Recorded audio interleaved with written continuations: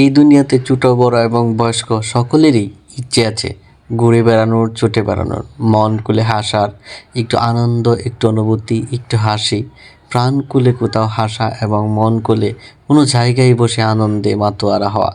তেমনি ছোট্ট ছেলে আয়েশ আমার ছেলে ঘোরার জন্য বা বাহিরে আসার জন্য ব্যাকুল হয়ে গিয়েছিল। আমরা হঠাৎ করে একদিন যাব বলে সেখানে চলে আসলাম। আমারও ভালো লাগছিল, কিন্তু ছোট বলে তার যে ইচ্ছে বা আনন্দ আছে সেটা না। কিন্তু সেখানে যাওয়ার পর আমারও ভালো লাগলো। সে তার মনের আনন্দে খেলতে লাগলো এবং আমি ভিডিও করলাম এবং তার আম্মুর সাথে খেলা করতে লাগলো। উপরে উঠলো, তারপর গোড়ায় উঠলো। তারপরে তার মনের আনন্দে দিলাম যে না, ও একটু খেলতে থাকুক, দেখি ও কী করে। তার মনের আনন্দে হাঁটতে লাগলো, দৌড়তে লাগলো, হাসতে লাগলো, ওটা দৌড়তে লাগলো, ছুটাছুটি করলো।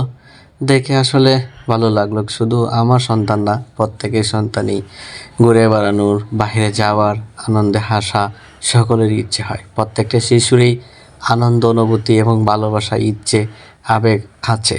সেখানে যাওয়ার পরে দেখি অনেক ছেলেরাই, শিশু বাচ্চারা এবং তাদের গার্ডিয়ান, তাদের আব্বু আম্মু নিয়ে এসছে, তার আম্মুর সাথে হাঁটছে। সে আনন্দে মাতোহারা, সে মানে আসতেই চায় না। তার কথা হলো না, সে ছুটে বেড়াবেই। এখানে অনেক কিছু আছে, স্পাইডারম্যান, আমি দেখে অবাক হয়ে গেলাম। মানে পিচ্ছিল খাওয়ার মতো, দোলনা খাওয়ার মতো।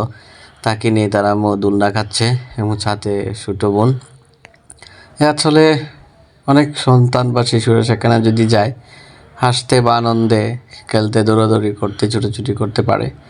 দেখার মতো একটা জায়গা না থাকলেও সেখানে শিশুদের যে আনন্দে ঘোরা, সময় কাটানো, সেটা আছে।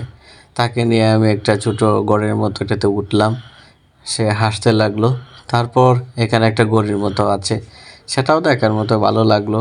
তখন আমি ধীরে ধীরে নামতে লাগলাম। তারপর যখন সময় হয়ে গেল, আমি ভাবলাম যে বাড়ির দিকে রওনা দেওয়া যাক, সময় তো অনেক হয়ে গেল।